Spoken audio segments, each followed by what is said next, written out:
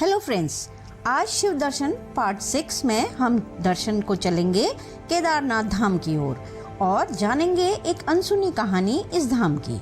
तो वीडियो को अंत तक जरूर देखना। तो फ्रेंड्स, चले केदारनाथ धाम की ओर। क्या आप कभी ऐसे स्थान की कल्पना कर सकते हैं जहां पहुंचते ही हर सांस शिवमय हो जाती है, जहां हर पत्थर में शिव के दर्शन होते हैं और हर मोड़ पर अध्यात्म की अनुभूति। एक ऐसी यात्रा जहां सिर्फ शरीर ही नहीं, आत्मा भी तपती है। यही है केदारनाथ की यात्रा। न सिर्फ एक तीर्थ बल्कि एक अनुभव, एक दर्शन और एक संवाद महादेव से। तो आइए चलें उस पवित्र पथ पर जहां शिव स्वयं भक्तों का स्वागत करते हैं। केदारनाथ की यात्रा शुरुआत होती है गौरीकुंड से, एक पावन स्थल जहां माता पार्वती ने शिव को पाने के लिए कठोर तप किया था। जहां स्थित गौरी मंदिर और गर्म जल का कुंड श्रद्धालुओं के लिए एक केवल स्नान स्थान है बल्कि आस्था और शुद्धि का प्रतीक। ठंड के बीच यहाँ गर्म जलधारा हर यात्री को नई ऊर्जा से भर देती है। यहीं से शुरू होती है वह कठिन लेकिन दिव्य चढ़ाई केदारनाथ की ओर। गौरीकुंड से आगे बढ़ते हुए यात्रियों को मिलता है रामबाड़ा। कभी यह स्थान तीर्थ यात्रियों का मुख्य विश्राम स्थल हुआ करता था, लेकिन 2013 की भीषण आपदा ने इसे वीरान बना दिया। अब भी यह जब यात्री यहाँ से गुजरते हैं तो प्रकृति की विनाश लीला का मौन साक्षी यह स्थान उन्हें झकझोर देता है। परंतु रास्ते में मंदाकिनी नदी की कलकल करती धारा, पहाड़ियों का उगता सूरज, बर्फ से ढकी चोटियां और हवा में गूंजते हर हर महादेव के स्वर, ये सब मन को मोहित कर लेते हैं। हर मोड़ पर एक नया दृश्य, हर कदम पर नई अनुभूति। लगभग 16 किलोमीटर की यात्रा के बाद जब आप केदारनाथ मंदिर के दर्शन करते हैं तो शरीर की थकान एक पल में उतर जाती है। यह मंदिर समुद्र तल से 11,755 फीट की ऊंचाई पर स्थित है और 12 ज्योतिर्लिंगों में से एक है। यहाँ का शिवलिंग अन्य तीर्थों से भिन्न है। यह त्रिकोणीय आकृति में है और माना जाता है कि यह भगवान शिव के पशु रूप का प्रतीक है। मान्यता के अनुसार महाभारत युद्ध के बाद पांडवों को अपने ही संबंधियों और गुरुजनों की हत्या का गहरा पश्चाताप हुआ। उन्होंने अपने पापों से मुक्ति पाने के लिए भगवान शिव से क्षमा मांगने निकले। पहले वे काशी पहुंचे, लेकिन शिव उनसे रुष्ट थे और उत्तराखंड की ओर चल दिए।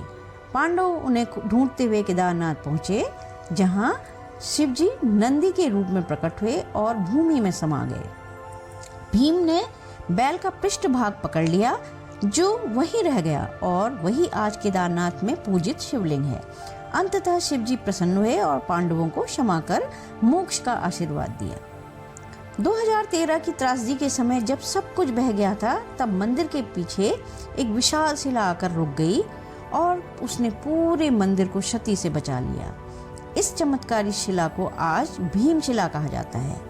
कहा जाता है कि यह भीमशिला के द्वारा स्थापित की गई थी और आपदा के समय यह मंदिर के पीछे आकर एक दीवार बन गई। आज भी लोग इसे देखकर नतमस्तक हो जाते हैं। जब मंदिर परिसर में रात्रि की आरती होती है, तब वहाँ का वातावरण बिल्कुल अलौकिक हो जाता है। घंटे, घड़ियाल, मंत्रोच्चार और भक्तों की गूंज से पूरी घाटी शिवमय हो उठती है। शिवलिंग पर जब जल, बेलपत्र, भस्म चढ़ती है, तब ऐसा लगता है जैसे स्वयं शिव ने हिमालय में साक्षात रूप ले लिया हो। तो फ्रेंड्स, अब जाने वो अनसुनी कहानी जो बद्रीनाथ और केदारनाथ को जोड़ती है। एक प्रचलित लोक कथा के अनुसार बहुत समय पहले भगवान शिव, माता पार्वती बद्रीवन यानी कि बद्रीनाथ क्षेत्र में तपस्या कर रहे थे। यह स्थान अत्यंत शांत, सुंदर और आध्यात्मिक ऊर्जा से भरा हुआ था। लेकिन तभी भगवान विष्णु एक बालक के रूप में यहाँ आए और रोने लगे। माता पार्वती ने उस रोते हुए बालक को देखकर दया की और उसे गोद में उठा लिया। उन्होंने उनसे रोने का कारण पूछा, लेकिन बालक कुछ नहीं बोला।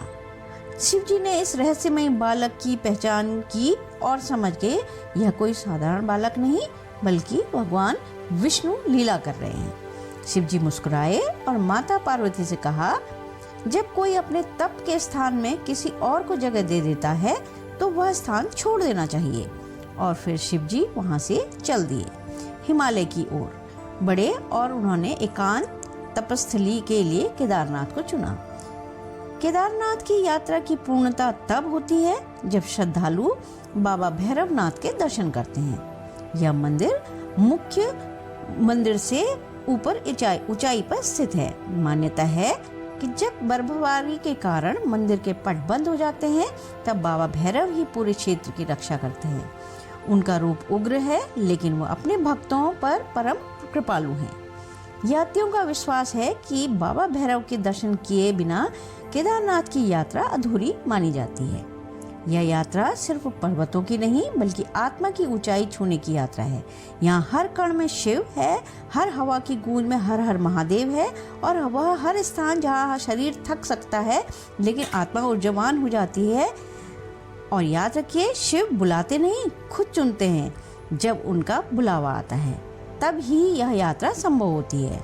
अगर आपको यह यात्रा की वीडियो पसंद आई हो तो लाइक, कमेंट और शेयर करें, चैनल को सब्सक्राइब करें और अगली